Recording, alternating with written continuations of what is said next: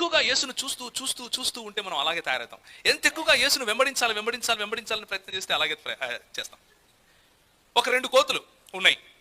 అమెరికాలో ఈ ఎక్స్పెరిమెంట్ చేశారు. ఏంటంటే ఒక చిన్న పిల్ల కోతు, 2 చిన్న కోతులే. ఒక కోతినేమో తన తల్లి దగ్గరే ఉండనిచ్చారు. తల్లితో పాటే అది ఆడుకుంటా ఉంది, తల్లితో పాటే పాలు తాగుతూ ఉంది, తల్లిని గరుచుకునే ఉంది, తల్లి ఎటు అటు తిరుగుతూ ఉంది, దాంతో పాటే అది కూడా ఉంది. దాని పక్కనే ఇంకొక బోన్లో ఇంకొక చిన్న కోతి ఉంది. ఆ చిన్న కోతికి తల్లి కాకుండా తల్లి లాంటిదే ఒక స్టీల్ కోతిని పెట్టారు. స్టీల్ కోతి కోతిలాగానే ఉంటుంది, కానీ నిజంగా కోతి కాదు, బొమ్మ అంతే. ఇది ఆ కోతి దగ్గరికి పోతుంది, కూర్చుంటుంది, అంతా బాగానే ఉంది. కానీ ఈ 2 కోతులు ఎట్లా పెరుగుతున్నారు అన్నది గమనిస్తున్నారు వాళ్ళు. ఒక 6 నెలల తర్వాత ఈ తల్లి కోతితో పాటు ఉండే కోతి దగ్గరికి ఒక చిన్న రిస్క్, లేకపోతే దానికి నాకేదో జరగబోతోంది, ఏదో ఫర్ ఎగ్జాంపుల్ కట్టెతోటలు కొట్టారనుకోండి. కట్టెతోటలు కొట్టే ప్రయత్నం చేస్తే చిన్న కోతి ఏం చేస్తుంది తెలుసా? తిరగబడతా ఉంది.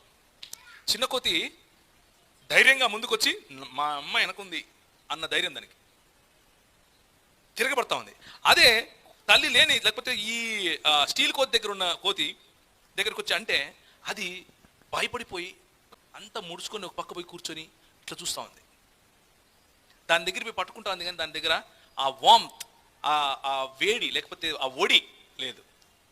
ఈ రెండిట్లో మనం ఏం నేర్చుకుంటున్నామంటే, నిజంగా సంబంధం ఉన్నవాడి సైకాలజీ, నిజంగా సంబంధం వాడు ప్రవర్తించే ప్రవర్తన వేరు, సంబంధం లేకుండా సంబంధం ఉంది అన్నట్లుగా ఫేక్ సంబంధం ఉన్నవాడి ప్రవర్తన వేరుంటుంది.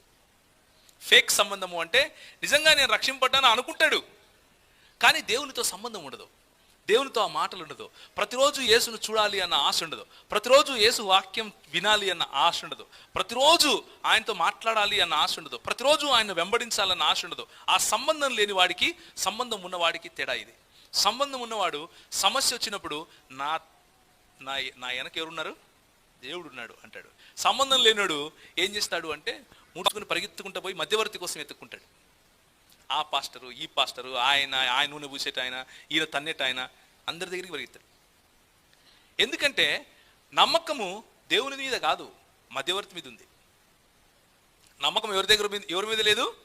దేవుని మీద కాదు. ఎవరి దగ్గర ఉంది? మధ్యవర్తి మీద ఉంది. అది సమస్య. రక్షింపబడిన వాడు యేసుతో సంబంధంలో ఉంటాడు.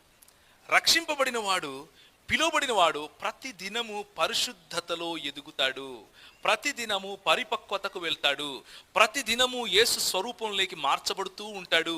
దీన్ని ఏమంటారంటే రూపాంతరము చెందుట అంటారు.